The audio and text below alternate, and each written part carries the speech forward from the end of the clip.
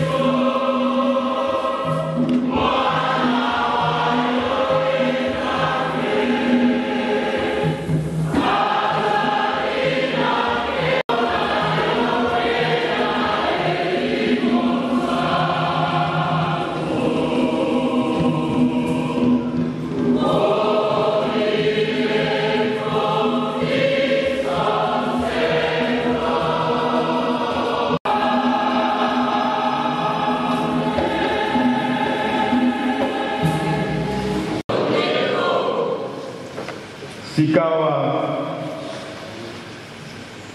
tokoyoka liloba lya Nzambe lokola likomami omikanda ya misantu. Litangi lya yambo liboso lya kotinda Isaya akendele kosakola Nzambe apetoli ye mpe alendisi ye motema. Liloba lya Nzambe lokola profeta Isaya komi tokotanga weteni ya motoba molongo mwa yambo kino molongo mwa ibale bakisa molongo mwa isato kino molongo mwa mwambi to landa litangi. Mokonzi Ozia awei namoni Nzambe afandi ongwende enene penza ilamba ya ye ilai izipi mabele matempelo mobimba baserafine bazingi ye bazalaki kobelela na bangote ye mosantu ye mosantu ye mosantu ye mokonzi wa likolo na nse mokili motondi na nkembo ya ye. Awa bazalaki koganga boye makonzi mabisipeli mabandi koningana pe tempelo mobimba etondi na milinga nalobi mawa na ngai na akufie ngai moto wa monoko mbindo na afandi onte ya bato ba monoko mbindo nzokande miso mangai mamoni mokonzi Nzambe wa mapinga moko wa baserafine apumbi epai ya ngai asimbi maboko likala lya moto akamati olotale ya lingato asimbi liango monoko mwa ngai alobi awa likala liye lisimbi mbebu ya yo lisumu lya yo lilungwi mabe osali malimbami na nsima nayoki mongongo mwa mokonzi alobi natinda nani akozala ntoma wa ngai na yanoli ye ngai oyo tinda ngai bandeko liloba lya Nzambe wana.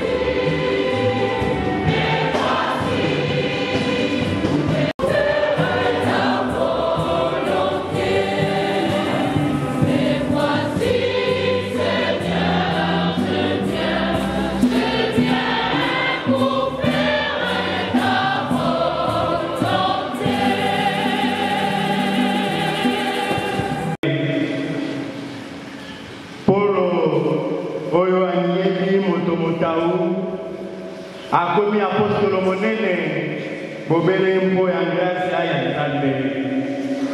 Mokandama ya mboma São Paulo, ona bakristu ba Korinti, tokotanga weteki ya 15, molongoma ya mokino molongoma 11 tona ndani susu litangi. Nakokundolela bino sango elamu nasangelaki bino bondimaki yango te lelo boyambi yango na molende bokobika na yango soko boyambi yango se lokola nasangelaki bino soki te boyambaki se pamba yambo nateyaki bino mayengai moko nayokaki te Kristu awe mpo ya masumu mabiso lokola ekomami omikanda misantu akundami mpe asekwi mokolo mwa misato abimeli Petro abimeli mpe bapostolo 12 na nsima amimonisi na mbala yoko na bandeko leka 5 mingi okati ya bango bazali na ino na bomoi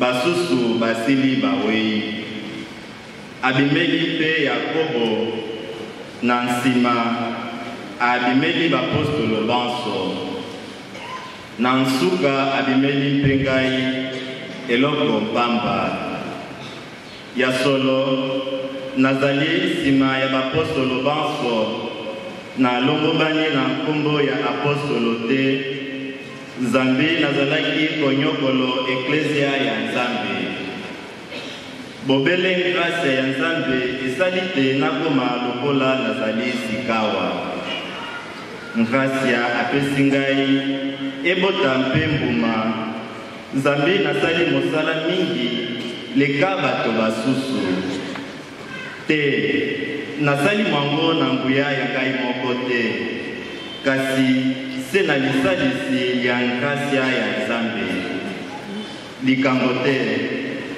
ezala ngai ezala bango ezali se sango biso tosangelaki eyebino boyambaki bandeko liloba lya Nzambe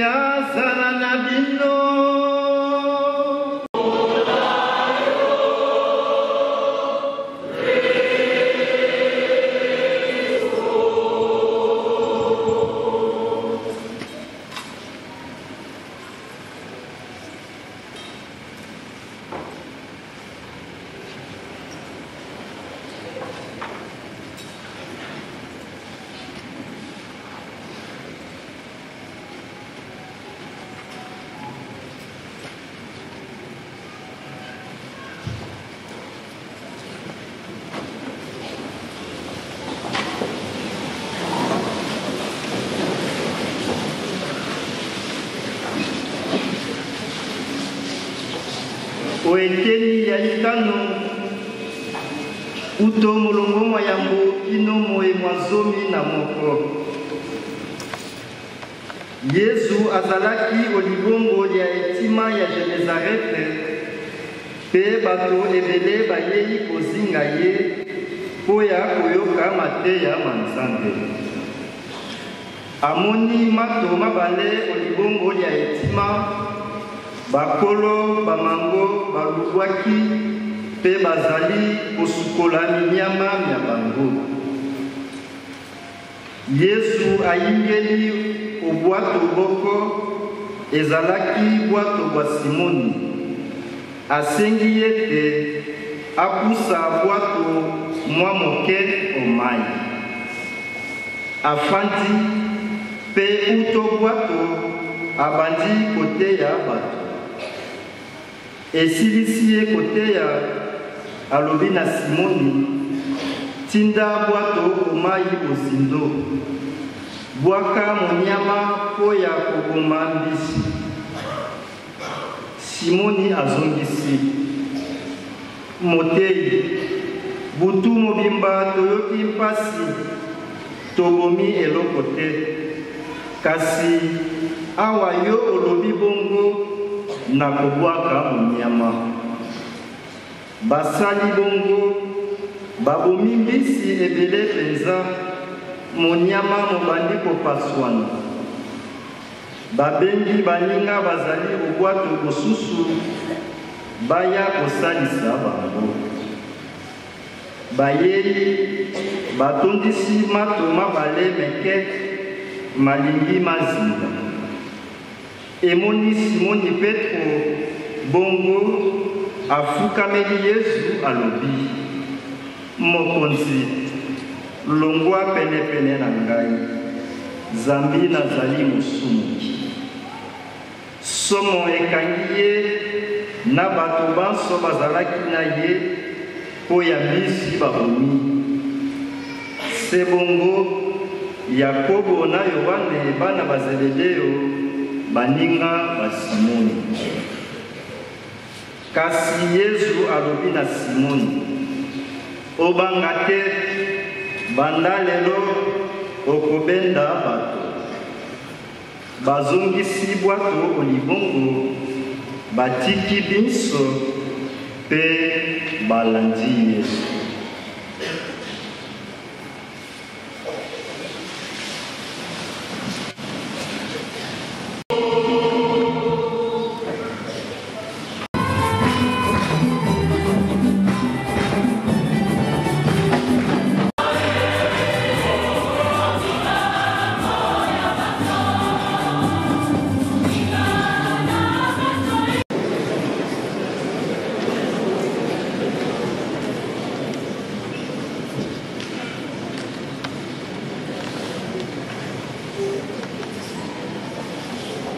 Bandeko baye bakokula odiakono batelele. Frère Alexandre Kapuku.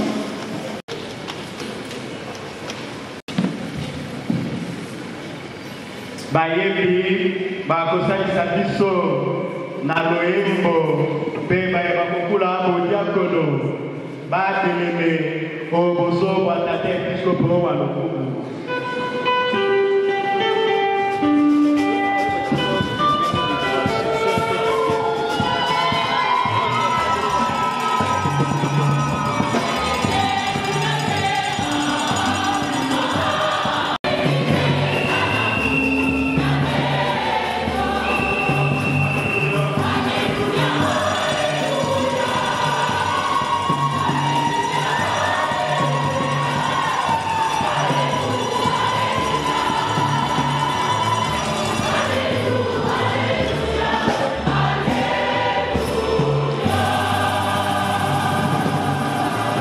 tolanda bilulo na losambo mpe na kimia wana tolingi koloba mingi mpenza na baye bazali kozwa bilili na telefone tokoki kovanda totiki bobele RCCE na baye bakonomi soki biso mbasa totelemi ekomi mokulu boboto totika telefone bobele baye bakonomi bazwa bilili protocole basalisa biso na likambo lina.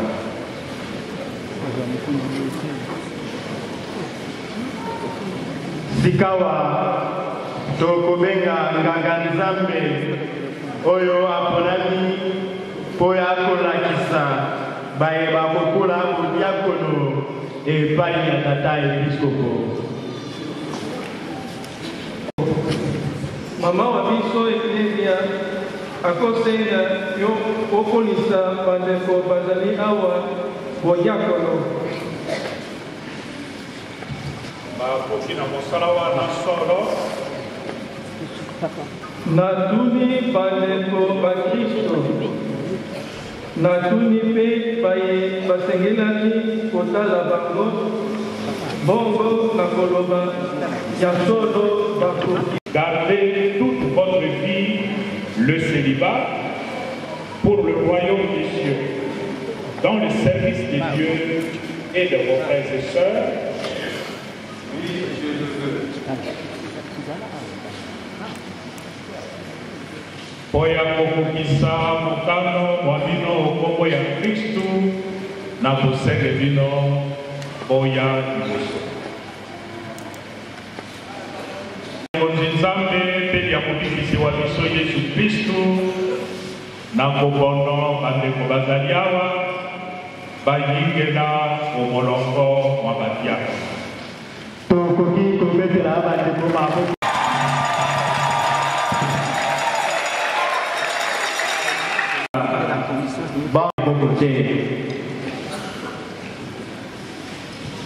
Nzambe bateleme diacre Alain David Akale. Le voici.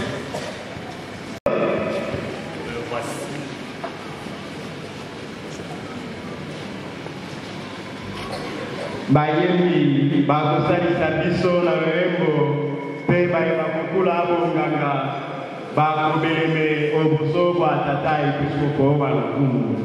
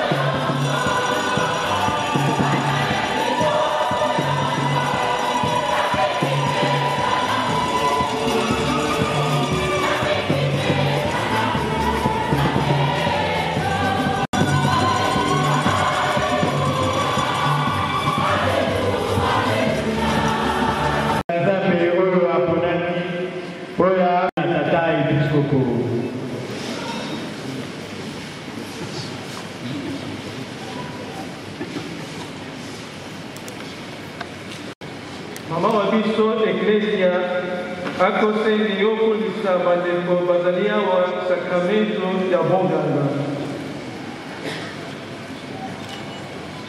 Bakoki na mosala wana solo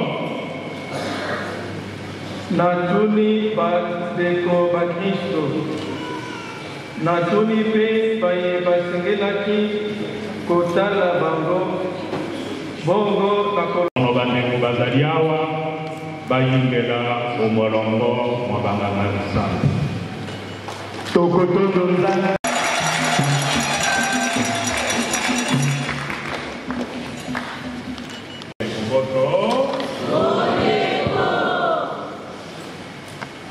Chers frères et sœurs dans le Seigneur,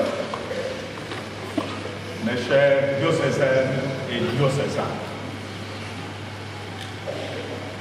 je suis très heureux d'être ici parmi vous et de célébrer avec vous le 5e dimanche du temps ordinaire. Je vous remercie de tout cœur pour l'accueil que vous m'avez réservé dans cette paroisse en tant qu'archevêque de Kinshasa. C'est à ce titre que je viens en visite pastorale chez vous et au cours de celle-ci, je vais aujourd'hui ordonner quelques membres de la congrégation de pères serviteurs de pauvres. 2 comme diacres et 3 autres comme prêtres. C'est cette congrégation qui est à l'œuvre de l'évangélisation dans cette paroisse depuis des années et qui, avec joie, nous offre cette belle occasion de participer à l'appel de certains de ses membres dans l'ordre du ministère sacerdotal. Je remercie ainsi le Père délégué régional pour avoir organisé cette cérémonie au sein de votre paroisse, car il s'agit des occasions rares, des moments favorables où les grâces de Dieu descendent non seulement sur les concernés, mais aussi sur tout le peuple de Dieu rassemblé pour écouter la parole de Dieu et admirer les merveilles que Dieu accomplit parmi les hommes. Je félicite d'avance les ordinants, ceux qui recevront le diaconat et ceux qui recevront le sacerdoce, et leur souhaite déjà un fructueux ministère. Bana libota ya Nzambe boboto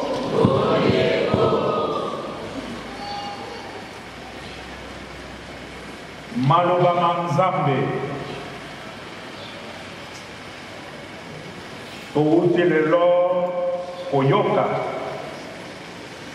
makote ya biso makambo matali vocation soko landaki malamu matani masato masato mazali koloba po ya mbela po etali mbela vocation. Nzambe akobenga bato asengeli na lisalisi ya bango po ya mosala mwaye mwa bopalingi sango elama. Nzambe abyangaka lelo azali se kokoba kobyanga tala kati na wana tokokulisa lelo badiakono mpe banganga Nzambe mpo ya kokoba mosala mwa Nzambe, mosala mwa bonganga. Olitangi lya yambo mokomi wa mikanda misantu akosangela biso vocation ya profeta Isaya. Yambo ya kokoma profeta wa Nzambe, Isaya azalaki conseiller ya mokonzi monene Ozias. Lelo tokoki koloba te Isaya azalaka conseiller à la présidence. Mokonzi Ozias aumelaki mingi na bokonzi bwa ye. Soki totangi obuku ya bakonzi pe obuku ya chronique tokomona te Ozias azwaki bokonzi wana azalaki se na mibu zomi na motoba, azalaki na ino mwana pe aumeli obokonzi mibu tuku mitano na mibale, 52 ans de pouvoir. Ozias aumelaki mingi na bokonzi mpenza. Mibu ebele penza Ozias azalaki mokonzi o Israel. Koumela na bokonzi mibu ebele boye na tembe te azalaki lisusu kosala mosala malamu te. Koumela na bokonzi mibu ebele ezali mabe. Il faut de l'alternance. Mais alternance, il y a malade. alternance ya bosemo ya bosolo. Ozias awa umelaki na bokonzi mingi, misala miaye mikomaki mpe kobeba. Bosembo bozalaki lisusu te, corruption etondaki na ekolo Israel. Tala Isaya, profeta Isaya, liboso te yakoma profeta, azalaki conseiller ya Ozias.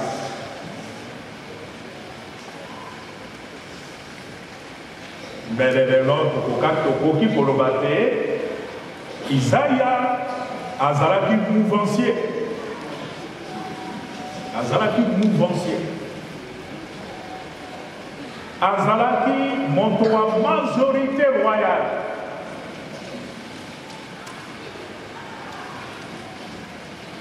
Moto wa pouvoir. Azalaki kubola te. Azalaki lokola prophète Amos te. Éviter Amos. Azalaka mobokoli wa bibwele. C'était un éleveur, un paysan. Par contre, Isaya azalaka moto monene liboso te akoma profeta.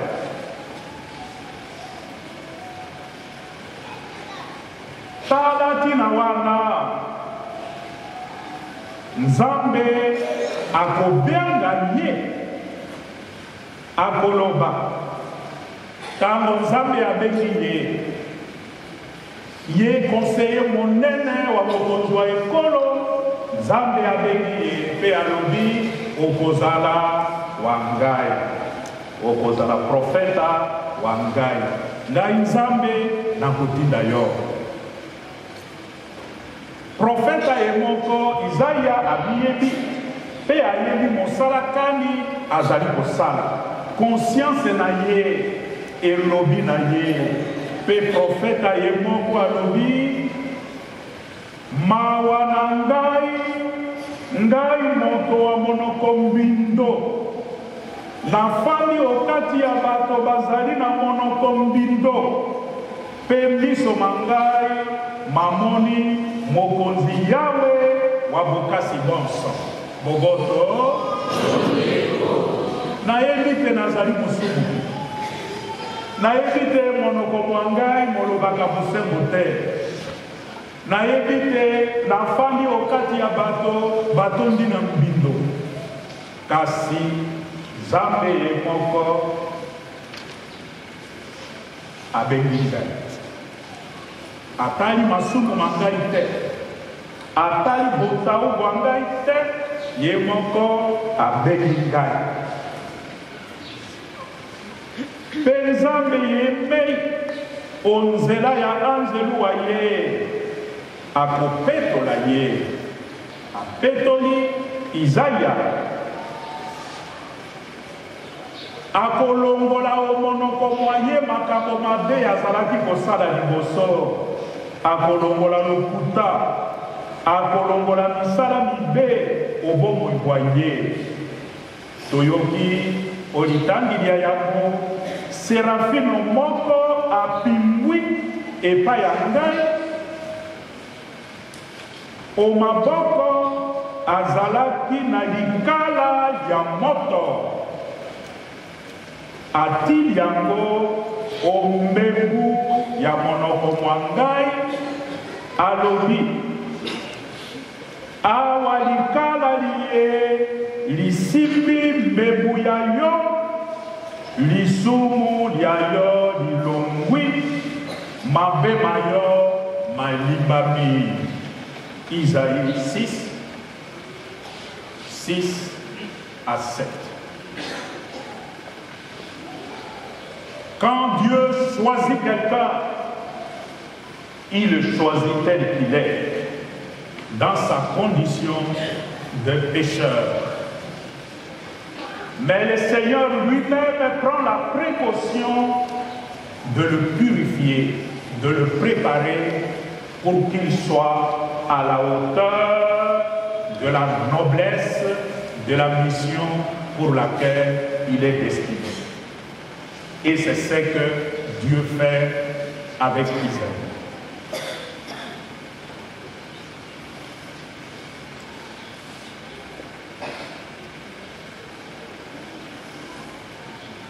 Mbela ya Nzambe ezali mpe ya basa ozala mosumuki ata ya ndenge nini Nzambe akobenga biso basa tobongola mitema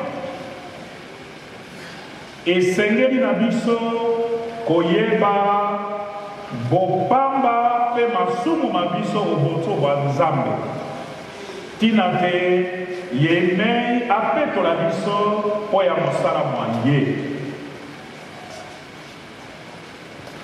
Faut savoir dans la vie se rendre disponible entre les mains de Dieu.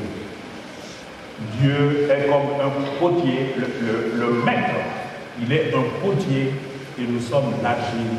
Nous avons à nous rendre comme de l'argile entre les mains du potier. Quitte à lui de nous modeler, nous donner la forme qu'il veut pour nous. Mais pour cela, nous devons nous rendre disponibles. Si tu n'es pas disponible entre les mains de Dieu, il pourra beau vouloir réaliser des choses à travers toi, mais il ne réussira pas parce que tu résistes à l'action de Dieu. Se rendre disponible à Dieu signifie ne pas endurcir notre cœur, refuser de demeurer dans le péché, c'est pécher contre l'Esprit Saint. Isaïe awa akomi kitisa pe akomi tika umaboko ma Nzambe Nzambe akopetola ye Nzambe akosalisa ye pe toyebi na mikanda bisantu te profeta Isaïa azali moko wa baprofeta banene ba Israël. Isaïe a changé de vie. Et nous savons comment cet homme a travaillé en Israël. Parce qu'il a pris au sérieux sa vocation, l'appel qui vient de Dieu. Il a changé de vie. Et il est devenu un serviteur intrépide de la parole de Dieu. Et nous savons aussi, d'après la tradition, comment cet homme est mort. Il est mort pour la cause de la vérité. La tradition nous raconte qu'Isaïe est mort scié en deux parce que la parole de vérité qu'il prêchait ne plaisait pas au roi de l'époque, probablement Osias. Il a été scié en deux.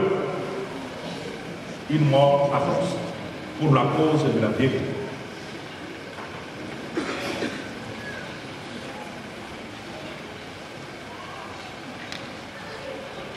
Awa Nzambe akobenga biso akotala botaou bwa biso te. Vocation ezali mbuma ya mbolu mpe bolingo bwa Nzambe. Nzambe akopesa biso confiance. Soki Nzambe abengi yo, apesi yo kosala elingi koloba te, Nzambe azali na confiance epai na yo. Biso mpe toyeba komitika o maboko ma ye, topesa mpe ye confiance. Tolanda nzela akolakisa biso, totambola na nsima na ye, ye liboso biso nsima. Esika na biso ezali tete, tomitombola mpe tomitia kuna liboso na Jésus Christ, ye nsima. Ça ne peut pas se faire comme ça. Il est le Seigneur, c'est lui qui nous indique le chemin et nous le suivons par derrière. Nous ne sommes que des serviteurs. Et le serviteur n'est pas au-dessus du maître. Le serviteur n'est pas au-dessus du maître. Olitangi bya ibale Santo Polo omokanda moyambo ona ba Kristo ba Korenti akomiye ba bo motopamba ye moko Santo Polo alobi ngai Polo nazali motopamba oboso banza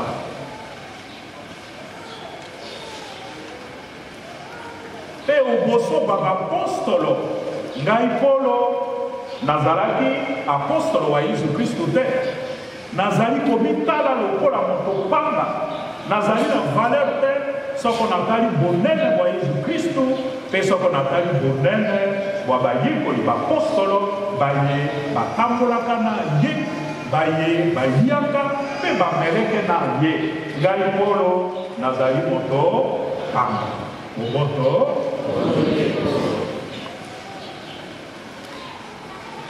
ye moko Polo akomitanga moto wa suka okati ya bapostolo oya misala mya ye Zambi ye Polo anyokolaki eklesia ya Nzambe. Je suis indigne d'être le disciple de Jésus-Christ parce que j'ai fait souffrir cette église du Christ avant ma conversion. Avant ma conversion, j'étais un grand pécheur.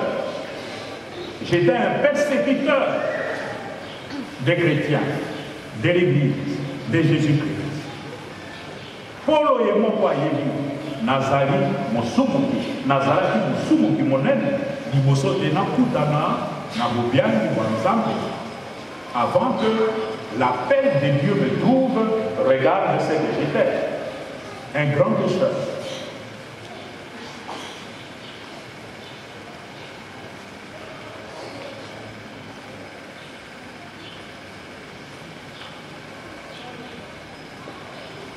Kasi na masomana maboko boye bwakala Nzambe aponiye. Le Seigneur n'appelle pas à son service des saints, il appelle des pécheurs, comme Isaïe, comme Paul. Maintenant, ce sont nos jeunes qui sont là, des pécheurs, comme nous tous. Il n'y a pas de saints parmi nous ici. Nous faisons un effort pour devenir des saints demain. Mais en attendant, l'appel de Dieu nous trouve dans notre situation de pécheur. L'important, c'est de prendre conscience qu'à partir de maintenant, le Seigneur m'a appelé, quelque chose doit changer dans ma vie. Boboto. Nzambe akoponose musumuki pena yango Polo akozala na litundu fierté ya kobiangama apostolo lolenge moko na bapostolo basusu Galates 1:1-11. Ça n'empêche pas Paul de se considérer au même titre que les apôtres dès lors que sa vie a changé. Akosalela grâce ya Nzambe apesi ye talatina wana ye moko Polo akoloba ngai nazali na bomoi lisusu te kasi bomoi onzoto ya ngai bozali bwa Kristo soko sikawa nazali na bomoi bwa nzoto ezali mpo nayambi mwana wa Nzambe oyo alingaki ngai pe amikabaki mpo ya ngai. Galates 2:20. Wana ezali tina ya conversion ya ye pe sango elamu oyo yemei Polo asengeli kosangela bato basusu akoloba yango polele. Sango elamu ya ibale ezali te Il n'y a pas deux évangiles. Il y a que l'unique évangile que Jésus-Christ nous a enseigné. Sango elamu ya ibale ezalite. Nzokande banko basusu bazali kokotisa ntembe omitumi ya bino balingi kobebisa sango elamu ya Kristu. Bongo ata biso moko ata anzelu oyo awuti olikolo aye kosangela bino sango elamu esusu mabe makwela ye mawa na ye. Galates 1, 7 à 9. Awa Nzambe akobenga bino toyeba kosangela se sango elamu ya Nzambe bosolo pe bosembo bwa Nzambe. Restez dans l'orthodoxie de l'enseignement de l'Église. Beauté ya mateya mambilika mbilingate. Enseignez la parole de Jésus-Christ. Et quand on devient prêtre, on n'est pas prêtre au service de sa parole. On est on est prêtre au service de la parole de Dieu. Votre enseignement ne consiste pas à enseigner vos convictions, vos préférences, vos sentiments. Vous devez enseigner la parole de Dieu dans sa radicalité. O Samuelamu, et à Santo Lucas, Utikoyoka, Yesu akobianga bapostolo bane, toyokite Yesu akamati bapostolo bane, baye ye moko alingaka koleka. Ezali Pierre, André, Jacques, Jean. Abiaki bango musala moye. Vocation iye ya bapostolo bayango tokozwa yango pe epai ya Santo Mateo na Santo Marco. Epai kani Yesu akoloba kolele bolanda ngai. Nakokomisa bino babendi babato. Pe toyoki te batiki miyama mya bango pe balandi Yesu. Boboto.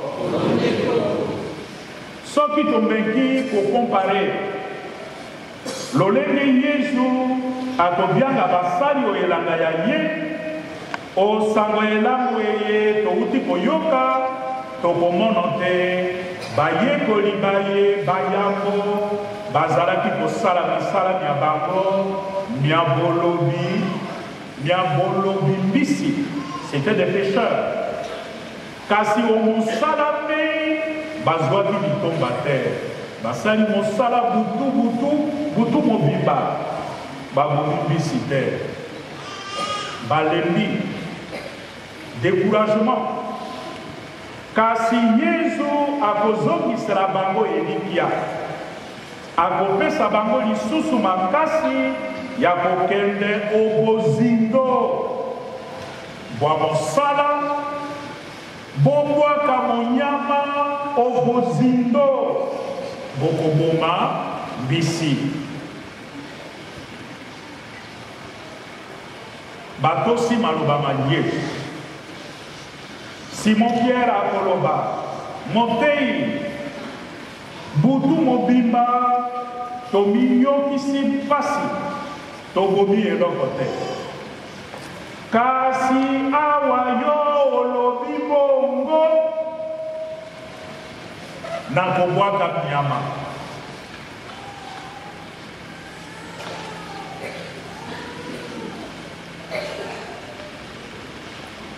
Oya botosi bwa bango bakozwa mbisi ebele pene minyama bilingaki kopaswana.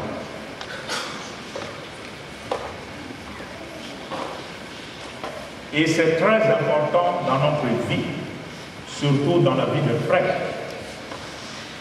Si nous ne comptons que sur nos moyens, sur nos forces, sur nos intelligences, nous serons très vite découragés parce que des fois, nos initiatives ne portent pas du tout et on se décourage. Et on dit, je prie et le Seigneur n'écoute pas ma prière. On abandonne l'Église catholique et on va chercher ailleurs où on prêche et on annonce le salut pour le lendemain. Aujourd'hui, Jésus nous dit, aie confiance en moi. Et nous avons à adopter l'attitude de Jésus. Même si moi je ne crois pas beaucoup, sur ta parole, je vais agir. Je vais poser un acte, non pas sur ma parole à moi, mais sur ta parole. Et si nous nous comportons de cette manière, agir, faire des choses, réaliser des activités sur la parole de Jésus, nos activités porteront de fruits et beaucoup de fruits.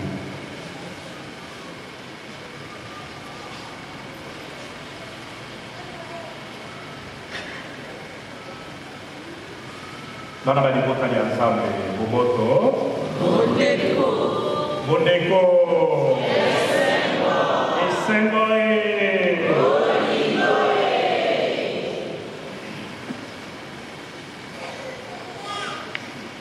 Mes chers ordinants et chers fils,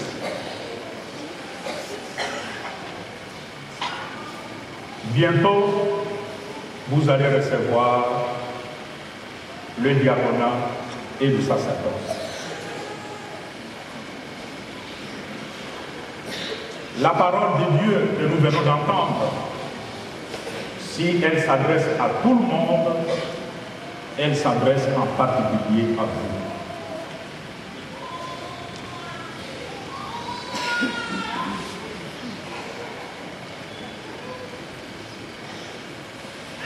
L'appel, s'il s'adresse à tout le monde, l'appel de Dieu est sans aucun doute adressé à vous aujourd'hui et vous avez à prendre cet appel très au sérieux.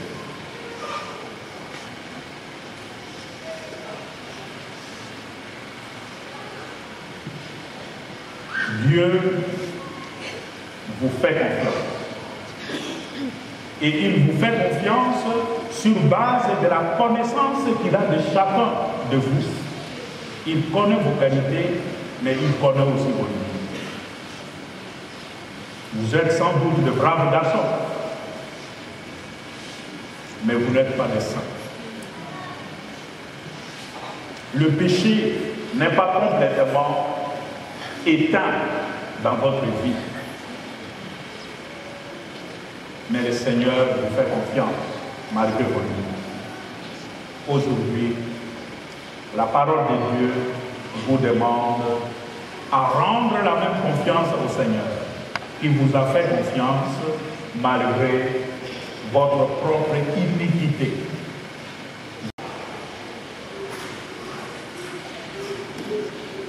Comme Saint Paul,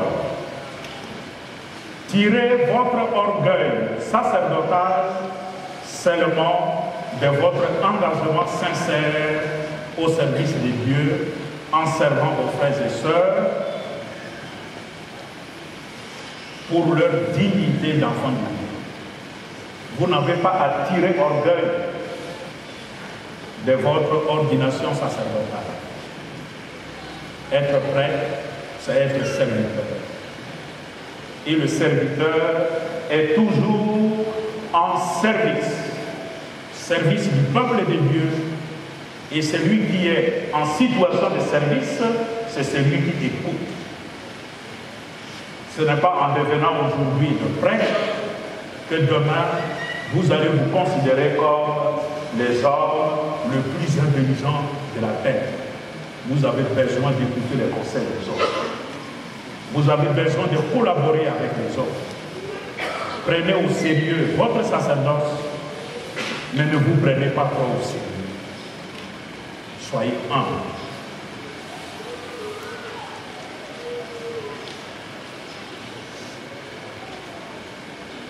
estimez votre ordination à sa juste valeur. Appréciez-la en fonction du plan de Dieu. Vous entrez dans le plan de Dieu, non pas dans le plan des hommes et du milieu où vous vivez. Vous n'êtes pas ordonné pour la cause de quelqu'un ou pour une cause quelconque. Vous devenez prêtre pour la cause du royaume, pour la cause de Dieu. C'est en lui que vous avez à placer votre confiance. Ne falsifiez pas l'évangile que vous proclamerez pour plaire aux hommes, comme font le faux prophète. Ne contribuez pas aux maçons, ne participez pas aux maçons, parce que la parole au service de laquelle vous serez institué de prêtre est une parole de vérité. Soyez seulement des humbles serviteurs du Maître qui est là et qui vous appelle, lui qui vous appelle. Répondez à cet appel avec disponibilité, avec sincérité, et le Seigneur fera le reste. Que la Vierge Marie vous obtienne par sa maternelle intercession la force dans la mission évangélisatrice au service de laquelle vous serez bientôt institués.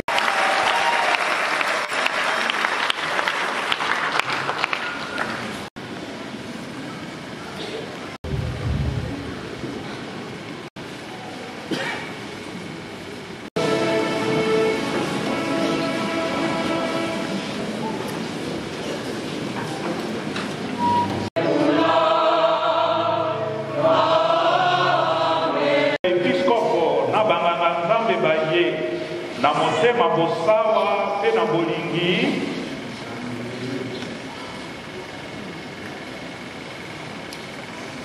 bolingi kobomba eyamba na motema peto lokola santu polo alobaka pe koteya yango na maloba pe na ezalela ya bino ndenge sango elamu ekoloba pe eklesia emeseni koteya bolingi kozala bato babosembo ntango yiso lokola mosala mwa bino mokosenga na loboko mpenza kosala losambo la ngonga motema moko na bakristu banso kosambela mpo ya bango mpe mpo ya bato banso na makila makristu mpe bokokulisa baninga bondimi komekola bomoi bwa ye mpe kolanda ndakisa ya ye sikawa moto na moto akobeleme na episkopo akofukama o makolo maye na bato baso basangani awa soko bolingi solo mpenza kokamata kokumba moye bongo na kutu na bino bondimi kokoma basaleli baepiskopo oya kokamba bato ba ekolo ya Nzambe na lisalisi ya elimo santu bondimi kosakola liloba lya Nzambe kopalingi sango elamu mpe koteya mateya ma Nzambe na bwanya mpe na mpiko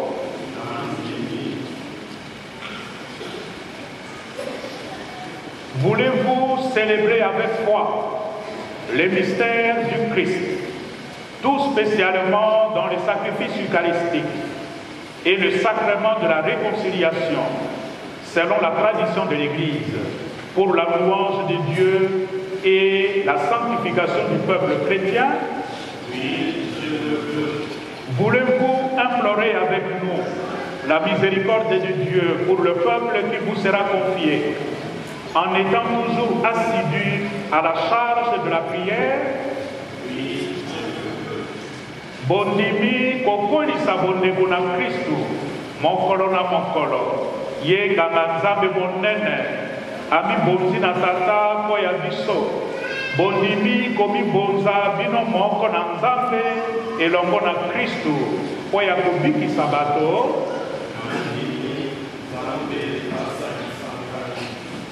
sikawa omilongo ya badiakono na banganga nzambe okabela bango na boyike makabo mayeli mosantu.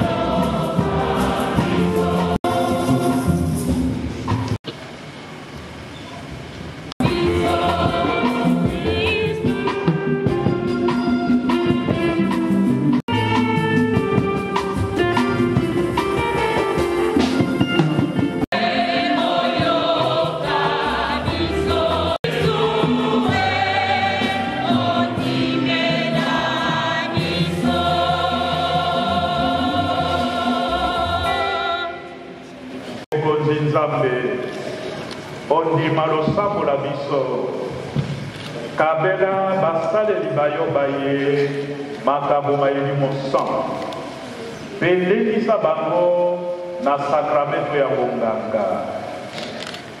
Tata toye na bango biso mayo mpo te awa balingi kokula osalisa bango ntango iso mpo ya Kristu mokonzi wa biso. Amen. Etongama na binama ndenge na ndenge.